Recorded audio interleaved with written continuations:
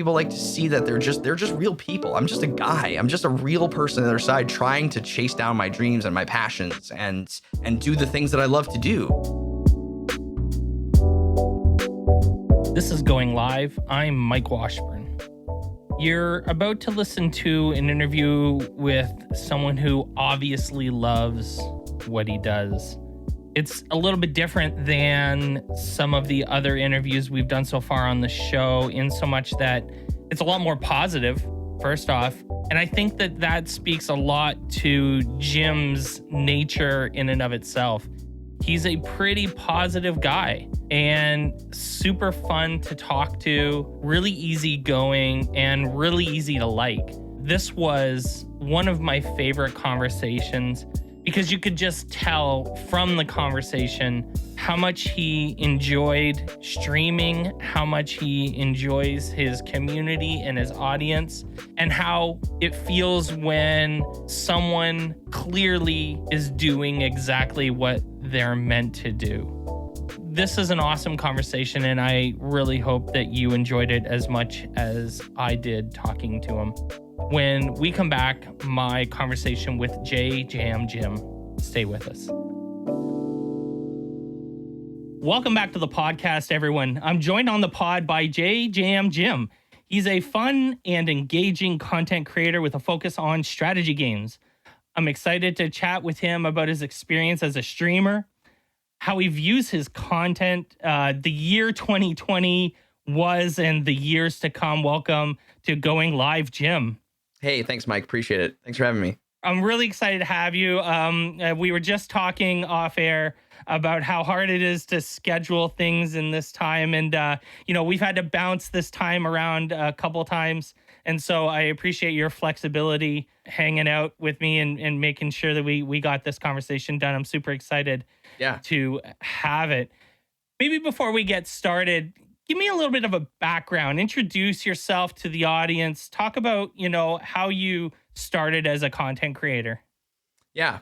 So I'm JJamJim, or Triple J, or just Jim. And I started my journey actually on YouTube first. Back in 2017 in April, I uploaded my first video. And at the time I was running a video production company with my two best buds.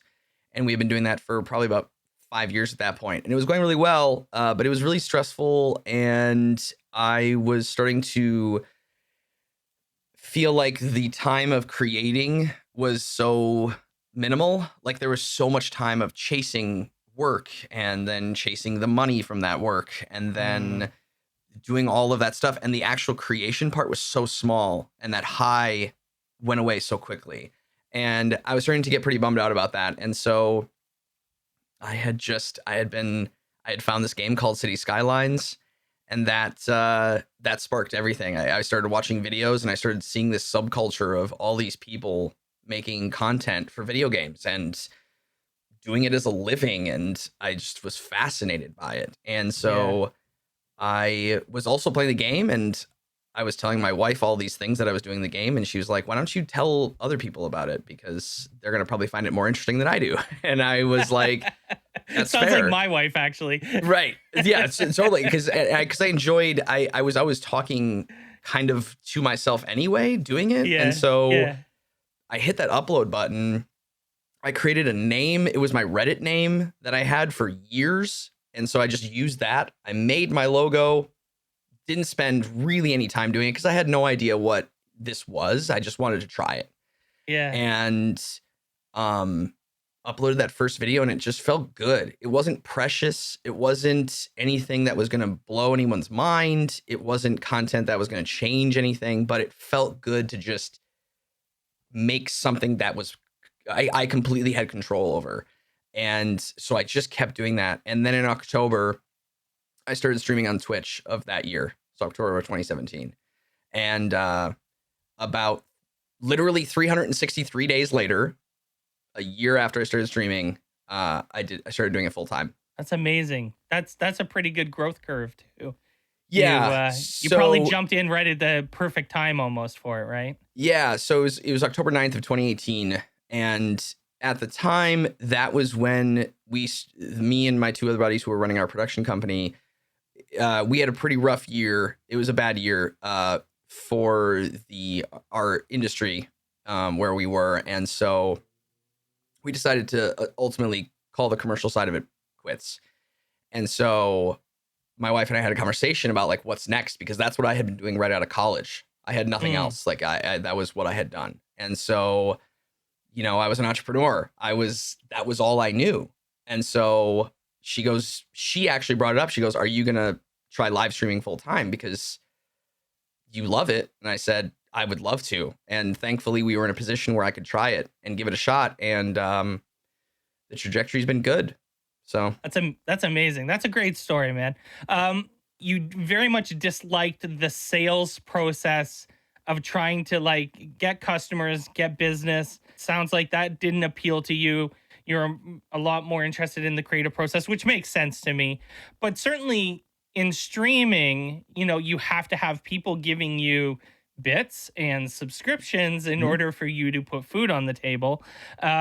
It's a different sales process. It's sales. Absolutely. I mean, any person who does this full time has to, in my mind, think of this as a business. Absolutely. And as sales. So tell me about your approach to disliking kind of the initial stuff when you were running a video company, and you know your approach to your business as a full-time streamer.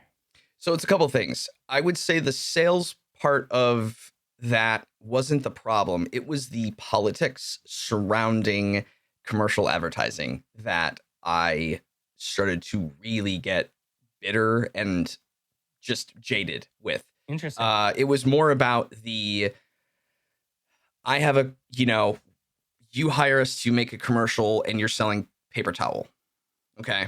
You come to me with your idea and the advertising agency comes to me and they say, "Hey, we like your stuff." But in reality, they like what they want and they're going to want to do it in their way. And so what ended up happening is I would put so much creative energy and so much time and thought into making something that I could not only give them, but also that I could use for my own reel. Yeah. And so, but what ends up happening is your creative side of it is going to take a backseat to theirs because they need to ultimately, you know, push their brand and create their messaging. And so it just that battle constantly and how in the politics surrounding all of that, it really stole a lot of the love that I had for filmmaking at the time. And I didn't want to lose that. And I didn't want to lose that because I really do enjoy creating. But I also found through that journey that it wasn't necessarily specifically making video content or making films that I loved. It was creating in general. And so the second part of that is that I really, and nothing against my two buddies who I ran the company with, they are still my best friends. We are so very close, and it is really the best case scenario to end a company working with your friends is that we are still best buds. Yeah. And we still create together, and that's great. But nothing against them, but it was really, it became something that was just mine that I felt like I had a little bit more control over personally, that I could say, okay, I'm going to put out videos here and I'm going to put out videos here and I'm going to go live. And it was just so much that I could just, you know, put out and create. And, you know, back to your point about the business side of it, that part of it was a pretty seamless transition for me because I had already been doing so many of those aspects. Like, as you said, it is a business and you have to treat it like that if you're going to do it full time. And so that understanding of networking and branding and messaging and marketing, all of those things, you know, saving money for taxes, you know, putting aside a tax account with money in it so that you know, all of that stuff I had already an understanding of. And so I felt very confident doing all of that part. And naturally, I have refound my love of entertaining. Who you see on stream is who I am with my friends and who I am with my family. I love just making jokes and making people laugh and being goofy as much as possible. And so awesome. I didn't have to be a character. I didn't have to be anybody else. I just got to be who I really, you know, just enjoy the aspect of entertaining. again, and that was Sure. awesome. Those skills are incredibly transferable, right? Like entrepreneurs are going to be entrepreneurial you went from an entrepreneurial mode in your video production business Yep. to an entrepreneurial mode in streaming, and it seems like you didn't skip a beat at all. I mean, I tried not to. I don't, that again, like I said, there was I was on so many subreddits about it and reading so many things, and so many people Yeah. were talking about the tax part and the business things and how do I get this or that? And I'm not saying it's easy, because growth is still hard no matter what, right? I was starting from nothing. No one knew. I'm not a name, and I'm not anybody that people knew, but that part of it I felt comfortable with, which I think in turn helped me create the content that I wanted pretty quickly, because I felt like I had that general understanding. There's so many nuances in every industry, right? There's streaming nuances that I had to figure out about live streaming in that space, which is different. But at the end of the day, I just felt so excited about creating, and I put no pressure on myself at the beginning because I had no idea what it was. I didn't go into this saying I'm going to be a full-time streamer from the get-go. I'm going to buy all this fancy equipment. I mean, none of that. It was all pure love, and I think that's how you got to start it. There's so many people who buy all the best gear and all the best equipment, and they haven't streamed a day. And I say to them, listen, I could buy a $20,000 set of golf clubs, but I can't golf for crap. Doesn't make you a pro golfer. No. And I gotta find out if I like it first, because if I don't like it, then I'm gonna feel bad about all the money I spent on those golf clubs. And it's the same with anything. You're going to be breaking those golf clubs over your knee. Absolutely. It's got to be one step forward. If it feels good, go another step. If it doesn't feel good, go back a step and figure out why. And I'm very thankful that I approached this from a place of love first, because it has helped me. I mean, I still love it to this day. Like, I love it more than I did, almost 3 years ago, or over 3 years ago now.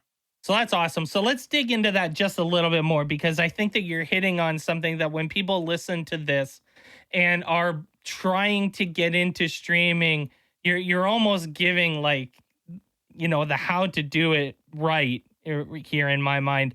You've laid the groundwork. You have the foundation with this entrepreneurial mindset that you have to have if you want to experience kind of growth and do it kind of full time. But you still have to have something else when you're trying to grow an audience and build a community. Why will people watch you? And what's the difference between people watching me or you or Slay or anyone else that streams? What is it, do you think, about you, especially in that first year, but then moving forward, that has kept people coming back? I think I am not good at games. I mean, in general, I have some experience. I've played, several of them that I still stream for a very long time, but that is not where my, where the strengths lie. I think that from the very beginning, I pose this from an entirely entertaining perspective. I could stream for a very long time. I have an energy and I have a passion for interacting with people and being engaging, being goofy and silly. And this is an outlet where I get to do that. I literally can just be a massive goofball, and that is so freeing. And it feels like I have my whole heart and soul is open when I get to do that. It is such a natural high for me. Yeah. And so I feel like that's where it comes from. It doesn't feel, I don't force anything. I don't necessarily try to be, I don't know. I guess I approach it and I feel like people feel that we're just a bunch of friends hanging out and we're just being goofy, because that's what it is. I don't really approach it any differently, because that's the most freeing and creative and genuinely myself that I get to feel. And I think people react to that and pick up on that. And I'm not saying that that's necessarily unique to me. I'm sure that there are many other broadcasters who also do that and feel that way. But I would say that that's what I think drives me every day. And I think that's why people keep coming back. Interesting. And you said you're not a super good video game player. And I joke about being kind of that way all the time as well. But you play strategy games. Mm-hmm. And I mean, in my mind, first off, I would debate it. I've watched you play, and I think that you're great. You know, your actual gameplay. Mm-hmm. So I'd push back on it a little, but I think that there's also maybe a little bit of an expectation with people who watch strategy games where they're kind of expecting some sort of quality of gameplay. Mm-hmm. Almost in the same way that I think when people watch first person shooters, they're looking for the folks that are like just absolutely crushing it all the time, right? Yep. And those are the entertaining streams that get lots of viewers. You know, the only reason Tim the Tap Man is super popular is because he loses his mind because he's so terrible in some cases. Mm-hmm. So and that's entertaining in and of itself, I suppose. But let's talk about strategy games. Why, you know, I guess this is just what you've always been into. Is there a broader kind of strategy for why you choose to play that type of game? What do you like about those games? I don't know if this is actually a genre, but I think the games that I always get drawn to have the three S's. It's strategy, simulation, and survival. Like those are the three kind of elements of games that I really like. And if they can be brought together, that is awesome, which is why I love RimWorld so much. That is a game that I've been playing as long as Skylines. Skylines is different because that's just pure creative sandbox. That's just city building, but there is strategy involved in it, and there's different things that you can do, but it's ultimately very, very open. You know, I think I really like challenging myself. I also like the stories that come out of it. RimWorld is such a great stream game for me because there's just random chaos and the stories that come out of the relationship between the colonists that you're trying to keep alive, and that feels very interactive. And so I think part of the other thing that comes with what games I choose is I think I like learning about the stuff, and I feel like a very innate reaction to learning new stuff. And I think that's also why people come. If I try a new game, I get so excited. I love seeing new mechanics, learning new things about games, and I don't mind fumbling through it. And that's how I've approached my YouTube content as well. If I make a mistake in a video, I don't often cut that out. I will leave that in because that's a better learning moment for people. I mean, most of the games that I play because I really love them, and I want others to play them, and because I enjoy it so much. And so I've always approached things as I'm just a dude trying to figure out this game and play it, and all the people on the other side of the screen are also doing that. And while I do think there are times where there are certain games that I'll play and I'm like, you know what, I don't think I'm very good at this, and I might be not getting as many viewers as I could because I'm not very good at this. But what I'm not good at, I'm going to make up for and being entertaining. And I think Tim the Tapman is a great example of that. Tim is entertaining. You know, there's several different kinds of streamers, right? The one who's really, really, really good at the game, and they don't even barely need to say anything, but people watch just for the sheer ability, right? Watching someone do something that you can't do. Anybody can do what I do in games. Anybody can. And that's okay. I'm not trying to be the best, but I am trying to be the most interactive, engaging, fun, goofy. Like, let's just celebrate all the times. These are video games. Let's not, you know what I mean? Like I don't take it too serious. I don't take the games too seriously. It's more about the fun that we have along the way. It's, you know, it's enjoying the journey of it together. No one was watching Tim more than when he was sucking at Fall Guys. Yeah, exactly. Right. Right. Because it was funny and it was fascinating and it was interesting for that reason. Right. Right. And exactly. and that's what it's about. And I think that is also more sustainable because at some point the game is going to have to not matter as much, because all of a sudden no one's playing that game anymore that you're really, really good at. So you got to find a new one. And so that journey to get really good at that game, some are going to follow you on that journey, but others are going to go, nah, I'll find someone better at it. And I think that's kind of why I have chosen from the get-go to go down the variety route. There's a couple games that I always play, but I'm always trying to do new things, because I want people to come and hang out with us, because our community is awesome. And they want to see what I'm going to do and how we're going to get through this together, versus, well, I'm not going to watch because you're not playing game X. Yeah. You know? And I was worried about that personally, because I am known for things that I do in Minecraft, right? And like that's my, like, if you talk to people, especially in like the education circles, I'm the guy that's an expert at Minecraft, but I don't stream a lot of Minecraft, especially right now where I'm in the lull between, these big projects that I've been doing. Yeah. And for the exact same reason is that, I get sick of Minecraft too. I'm actually in awe of the folks that just, like, we've had Ludi, who was episode 1, and Sketch was episode 2. Both those guys play Minecraft virtually every episode, every stream that they're on. Yeah. And I don't think I could do it, man. I'm with you. It's tough. I don't know how they do it. And there are some definitely evergreen games. Like Minecraft is a great example of that. It has such a massive community, because it's such a sandbox. There's modding, and there's so many different aspects of it. You could play that forever. And I think people who do that, I think it's incredible that you can do that and build that community around it.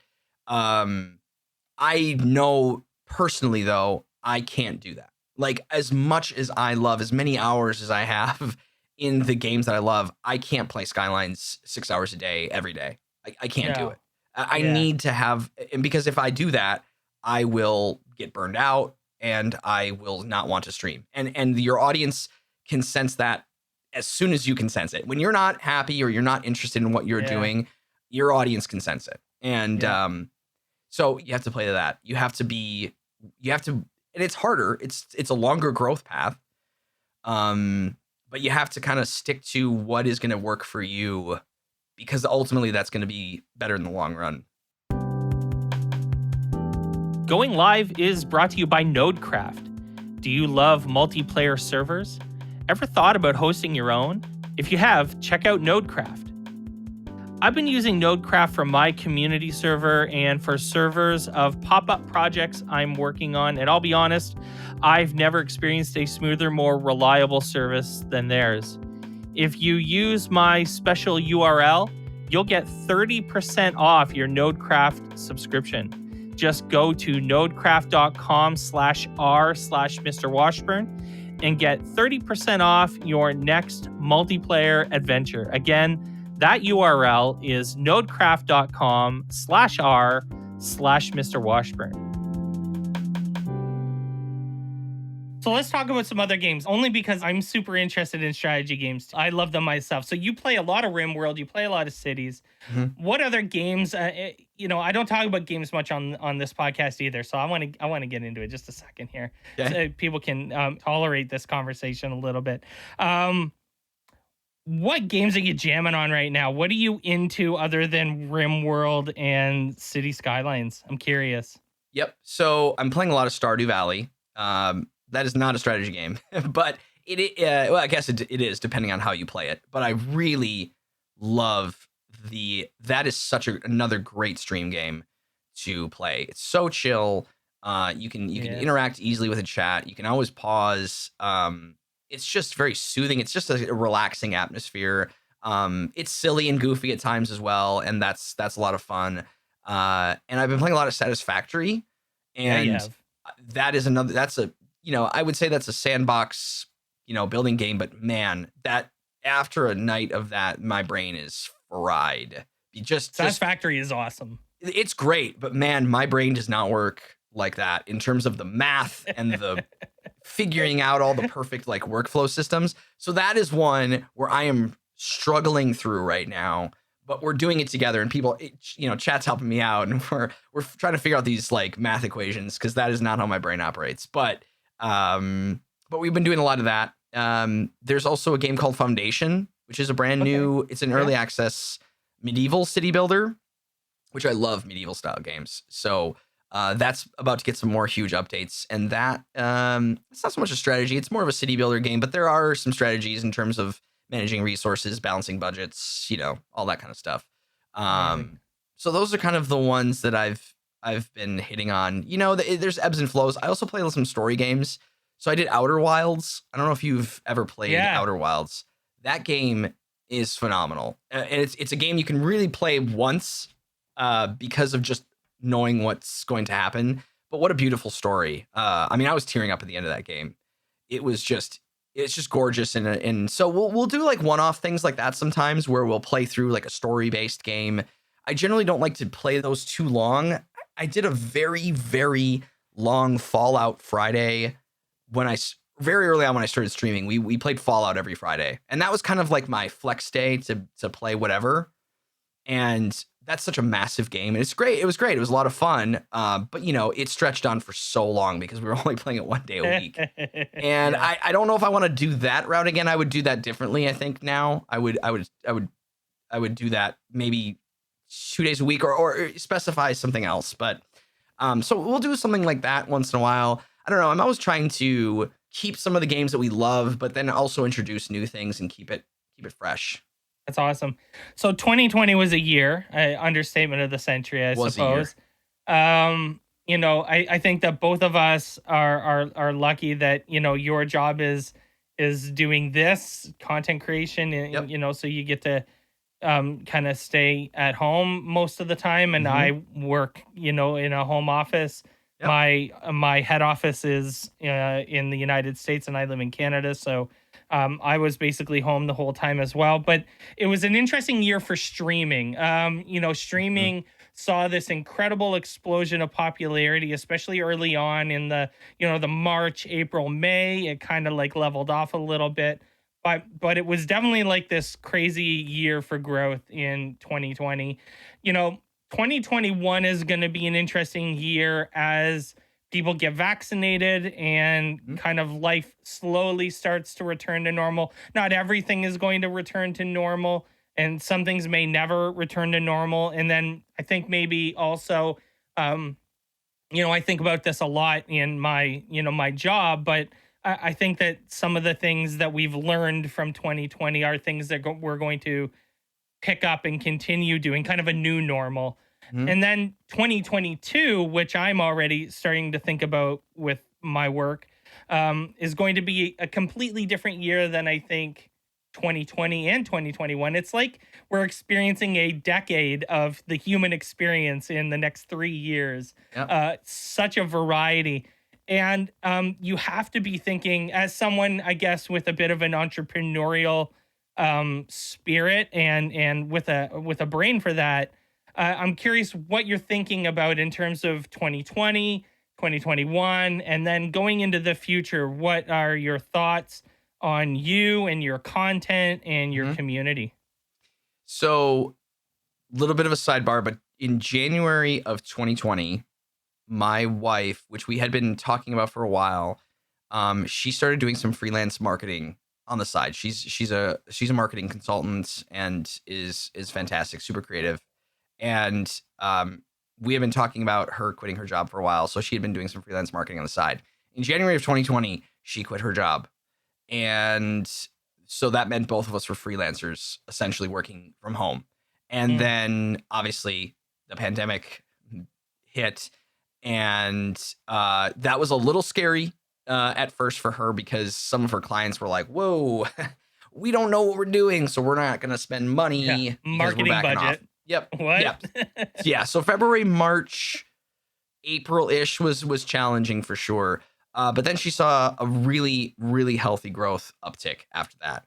And we were both working remotely and doing it living our lives the way we wanted to. Right now I'm in California. I live in Minnesota, but we're staying with our two best friends for a month, and we get to do this because we can both work from home and work wherever we are.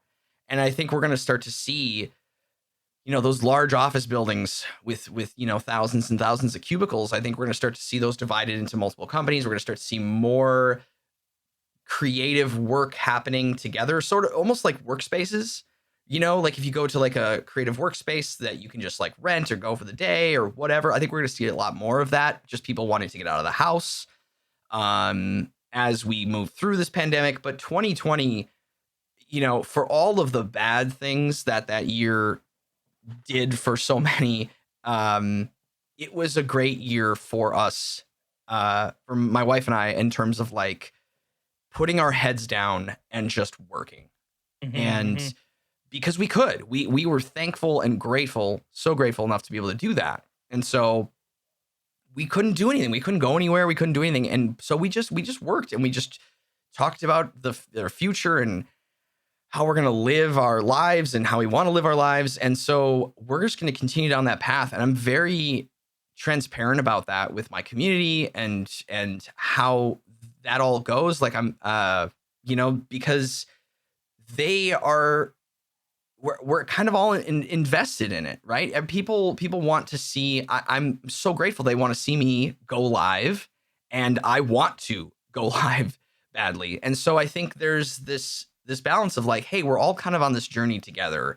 And, my wife shows up in stream all the time, and our dogs, and we're pretty transparent about our life and how we are. And I think people like that. I think people like to see that they're just real people. I'm just a guy. I'm just a real person on the other side trying to chase down my dreams and my passions and do the things that I love to do.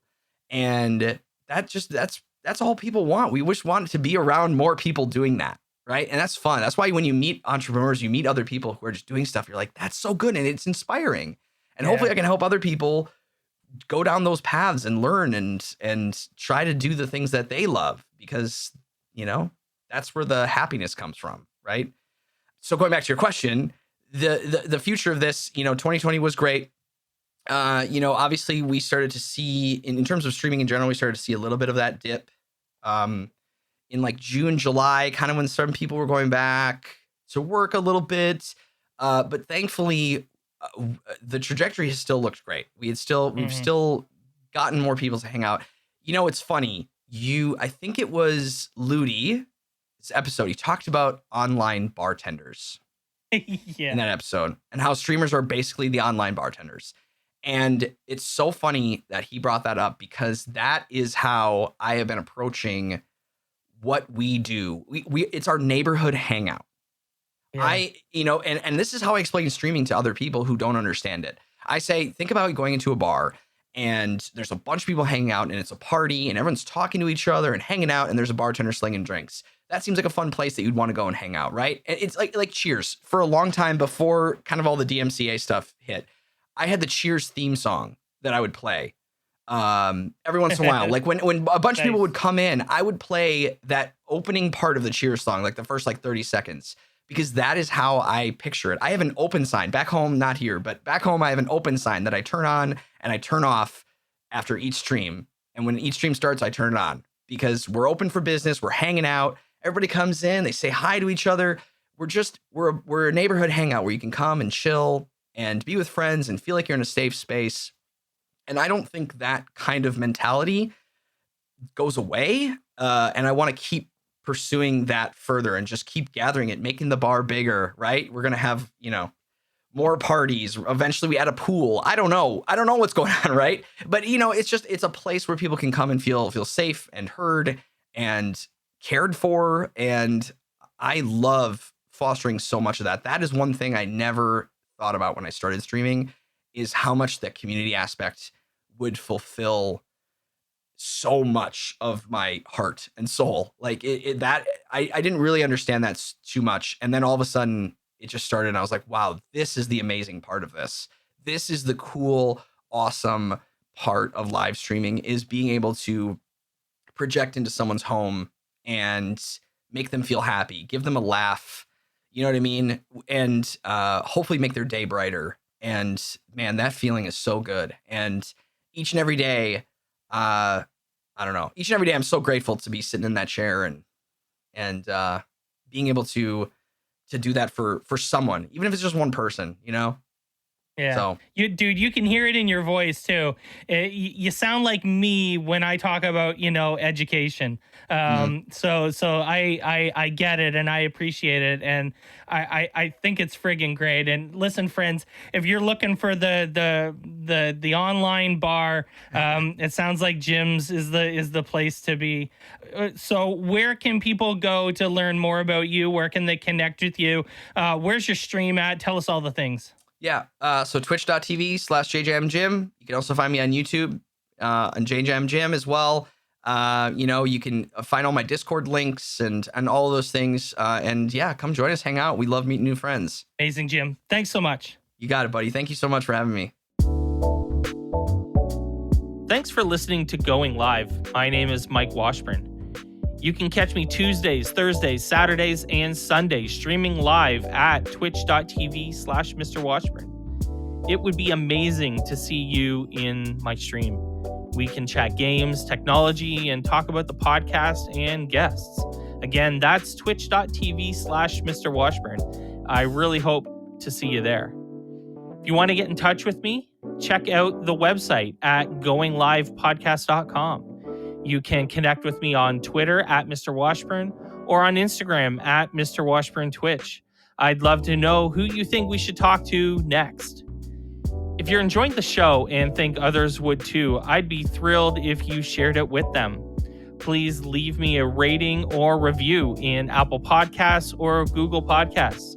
When you leave a rating, it gives our rankings a boost, and this helps others to discover the show. Thanks as always for listening. Stay awesome, and we'll see you soon.